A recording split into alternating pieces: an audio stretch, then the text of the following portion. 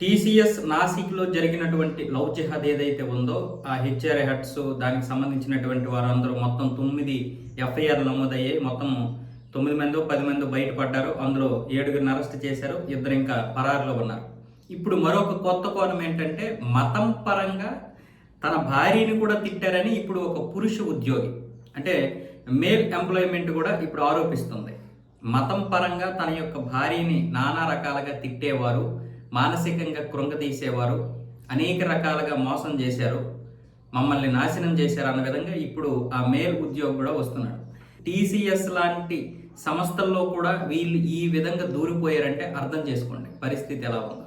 మామూలుగా మనకి ముంబై కావచ్చు, లేకపోతే ఢిల్లీ కావచ్చు, లేదా హైదరాబాద్ కావచ్చు, ఇలాంటి ప్రాంతాల్లో చాలామంది సాఫ్ట్వేర్ అని కాదు, మనం మామూలుగా ఎక్కడికైనా కొనడానికి వెళ్తే నువ్వు ఏ షాపింగ్ దగ్గరికి వెళ్ళు, లేకపోతే పెద్ద పెద్ద మాల్స్ దగ్గరికి వెళ్ళు, ఒక బజాజ్ లాంటి దగ్గరికి వెళ్ళు, ఎక్కువగా వీళ్ళే ఉంటారు. అన్నిట్లో పూర్తిగా ఇదైపోయారు, మమేకమైపోయారు. ఇందులో ఎవడు మంచోడో ఎవడు ఏ కుట్రతో ఉన్నాడో మనకు తెలియదు.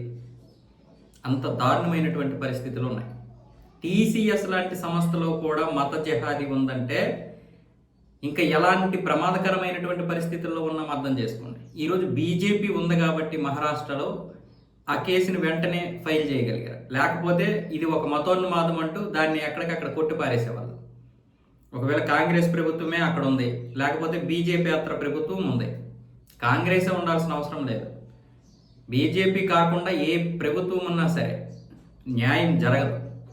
ఈరోజు అన్యాయాలన్నీ ఇలాంటివి బయటపడుతున్నాయంటే కారణం ఇదే, కేవలం ఇది మాత్రమే.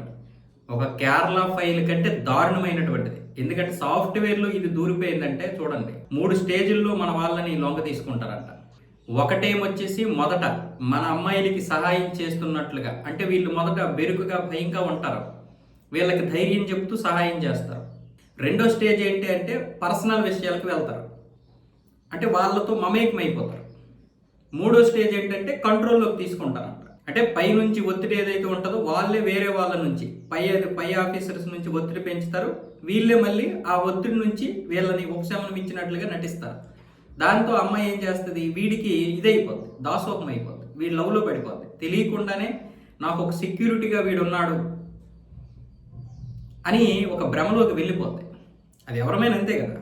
అలా ఆ విధంగా వీళ్ళు స్టేజీల లెక్క, లెవెల్ లెక్క ఒక్కొక్కరిని ముగ్గులోకి దింపి వాళ్ళ జీవితాన్ని నాశనం చేస్తారు. నిన్నే కదా ఒకటి దొరికాడు,